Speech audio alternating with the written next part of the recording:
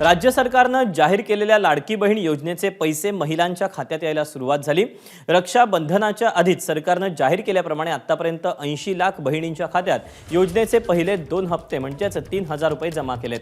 ऑक्टोबर-नोव्हेंबरमध्ये विधानसभा निवडणुका लागण्याची शक्यता वर्तवण्यात येते। त्यानुसार महाराष्ट्रातील लाडक्या बहिणींना 4 महिन्यांचे पैसे म्हणजेच 6000 रुपये खात्यात जमा होतील। पण विधानसभेनंतर सरकारच्या या योजनेवर विरोधकांकडून जोरदार टीका करण्यात येते।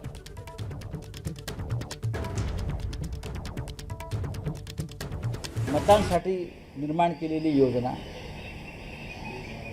2 महिन्यांनी यांचं सरकार जातात बंद होईल आणि नव्या स्वरूपात ही योजना आमचं सरकार महाविकास आघाडीचं ठाकरे 2 ही नव्या स्वरूपात त्याचं पुनर्जीवन केलं जाईल। विरोधकांनी या योजनेला बदनाम करण्याचा प्रयत्न केला। विरोधी पक्षाकडून चांगलं म्हणण्याची अपेक्षा आपण करू शकत नाही आणि म्हणून त्या लोकांनी विरोध केला, कोर्टात पण गेले।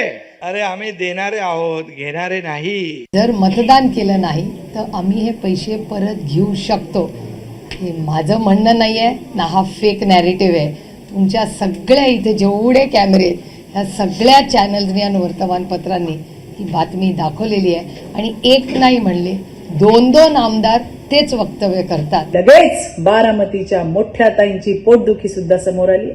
स्वतः काही करायचं नाही आणि दुसऱ्याने केलेलं बघवत नाही, अशी त्यांची अवस्था आहे। बारामतीच्या मोठ्या ताई, तुम्ही आयुष्यभर बोट मोडत बसा। एबीपी माझा, उघडा डोळे बघा नीट।